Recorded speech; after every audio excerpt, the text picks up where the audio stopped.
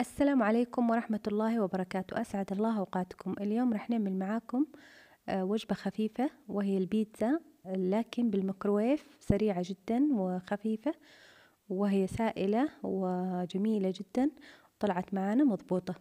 شفت الفكرة وعجبتني وقلت نعملها لأولادنا من دقيقهم الخاص، والحمد لله ضبطت معايا. جربوها إن شاء الله تعجبكم. خفيفة جدا وسريعة وتنفع للي ما عندهم وقت، ومقاديرها خفيفة قليلة جدا وتنفع ليوم واحد أو وجبة واحدة. ومقاديرها سهلة جدا وممكن تلقي منها اللي مو متوفر.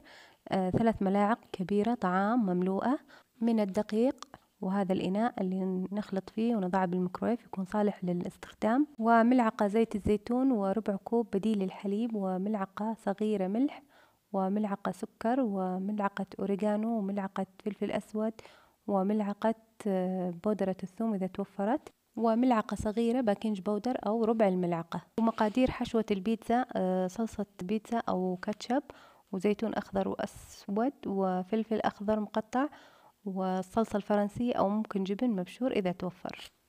ونبدأ بالعمل. نضع 3 ملاعق الكبيرة ملعقة الطعام مملوءة من الدقيق، نضعها بالإناء نفسه نخلط فيه، ونضع الملح، ونضع ملعقة زيت الزيتون، ونضع بديل الحليب يكون دافئ أو بحرارة الغرفة، ونضع البهارات: الأوريجانو والفلفل الأسود وبودرة الثوم تعطيها طعم جميل، ونضع البيكنج بودر ونخلطهم جيد، وما نوقف الخلط حتى ما تتكتل معانا.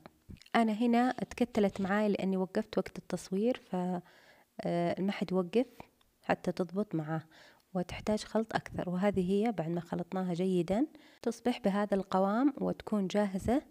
نضع عليها الحشوة تبعها اللي هي صلصة البيتزا، نوزعها جيدا، والفلفل الأخضر، والزيتون الملون، وممكن نضع جبن إذا توفرت. أنا ما توفر عندي الجبن فلغيتها. نضع عليها الصلصة الفرنسية، بالنسبة لي بديل للجبنة، تعطيها طعم جميل جدا. ونضعها بالميكروويف لمدة 2 دقيقة، وممكن 10 ثواني إذا القالب عندك ثقيل جدا. ونختبرها بعود خشب ندخله، وإذا خرج نظيف فهي نضجت، وهذا هو خرج نظيف. بعد 2 دقيقة تقريبا أنا زودتها 10 ثواني حتى أتأكد.